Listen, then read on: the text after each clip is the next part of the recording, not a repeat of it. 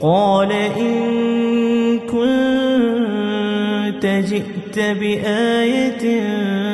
فأت بها إن كنت من الصادقين فألقى عصاه فإذا هي ثعبان مبين ونزع يده فإذا هي بيضاء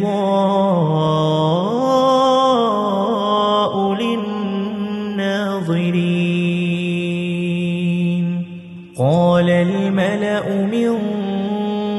قوم فرعون إن هذا لساحر عليم يريد أن يخرجكم